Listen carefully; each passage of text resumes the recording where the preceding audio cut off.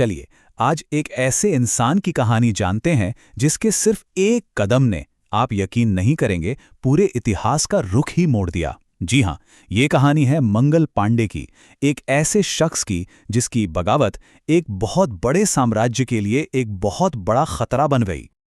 और देखिए, ये सिर्फ कोई कहावत नहीं है, ये मंगल पांडे की पूरी कहानी का कह सकते हैं कि निचोड़ है।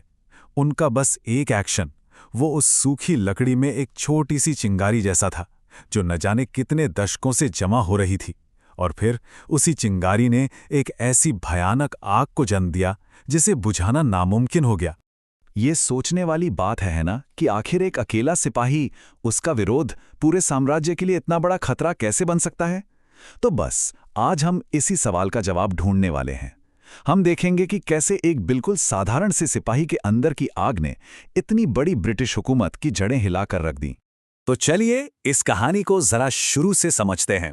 देखिए, मंगल पांडे इतिहास की किताबों में हीरो बने, इससे बहुत पहले वो एक इंसान थे, एक सिपाही। तो सबसे पहले उन्हीं के बारे में जानते हैं।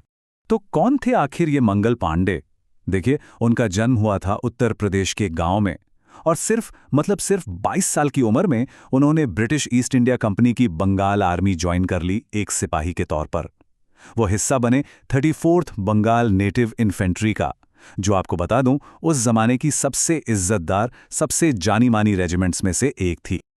लेकिन एक मिनट, ये समझने के लिए कि मंगल पांडे ने ऐसा कदम क्यों उठाया, हमें पहले उनकी दुनिया को समझना होगा, एक सिपाही की दुनिया को।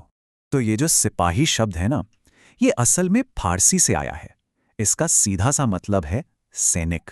ये वो भारतीय सैनिक थे जिन्हें ट्रेनिंग तो ब्रिटिश अधिकारी देते थे, और लड़ते भी वो उन्हीं के हुक्म पर थे। और यहाँ एक बहुत ही हैरान कर देने वाली बात है, ब्रिटिश राज की असली ताकत उनकी अपनी सेना थी ही नहीं, बल्कि ये भारतीय सिपाही थे। असल में सिपाहियों की संख्या ब्रिटिश सैनिकों से, आप सोचिए, लगभग 6 गुना ज्यादा थी। पूरा का पूरा साम्राज्य बस इनकी वफादारी पर ही तो टिका हुआ था, सब कुछ चल रहा था। और फिर एक दिन एक नई टेक्नोलॉजी आई, एक नया हथियार, और उसके साथ आया एक नया कारतूस। और यही वो कारतूस था जो उस चिंगारी की वजह बना जिसके बारे में हम शुरू से बात कर रहे हैं। देखिए, पहले सिपाही एक पुरानी बंदूक इस्तेमाल करते थे जिसका नाम था ब्राउन बेस। अब उसे लोड करना बड़ा धीमा और मुश्किल काम था। फिर आई नई एनफील्ड राइफल।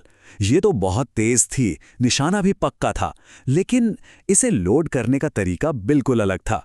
सिपाहियों को एक चिकनाई लगे कागज के कारतूस को अपने दांतों से काटना पड़ता था, और बस यहीं से सारी की सारी प्रॉब्लम शुरू हो गई। बहुत जल्द सिपाहियों के बीच एक अफवाह फैल गई, जंगल की आग की तरह। बात यह थी कि इन कारतूसों पर जो चिकनाई लगी है वो गाय और सुअर की चर्बी से बनी है। अब आप सोचिए, हिंदू सिपाहियों के लिए गाय पवित्र है और मुस्लिम सिपाहियों के लिए सुअर हराम। उन्हें लगा कि ये कोई गलती नहीं, ये उनके धर्म को, उनकी आस्था को भ्रष्ट करने के लिए एक सोची समझी साजिश है।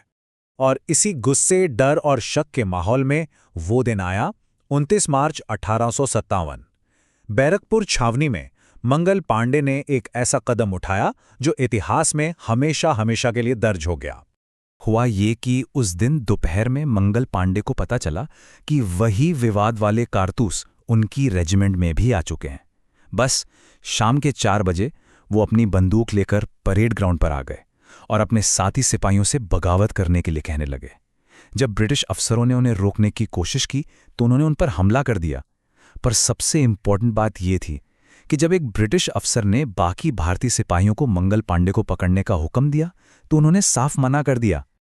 और ये बात सच में चौंका देती है। इतने बड़े परेड ग्राउंड पर जब मंगल पांडे ने बगावत का नारा लगाया ना, तो उनके साथ उठकर सिर्फ एक और सिपाही खड़ा हुआ, सिर्फ एक। वो लगभग अकेले थे, जो उनकी हिम्मत और उनके विश्वास को दिखाता है कि वो कितने पक्के थे। खैर, मंगल पांडे को पकड़ लिया गया, लेकिन कहानी यहां खत्म नहीं हुई, बल्कि असल में तो उनकी कहानी का सबसे असरदार हिस्सा अब शुरू होने वाला था। ब्रिटिश हुकूमत ने जाहिर है बहुत तेजी दिखाई। मंगल पांडे पर फटाफट मुकदमा चलाया गया और उन्हें सीधे मौत की सजा सुनाई गई। और उन्हें इस बात का इतना डर था कि कहीं विद्रोह फैल ना जाए कि उन्होंने तय तारीख से भी 10 दिन पहले 8 अप्रैल को ही मंगल पांडे को फांसी पर लटका दिया। अब अंग्रेजों का मकसद तो था कि इस फांसी से बाकी सिपाहियों में खौफ पैदा होगा कि सब शांत हो जाएंगे, लेकिन हुआ इसका बिल्कुल उल्टा।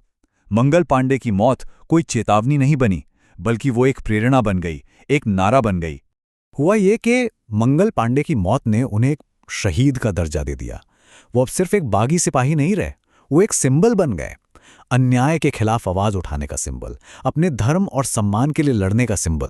और इसका असर ये हुआ कि उनकी शहादत बेकार नहीं गई।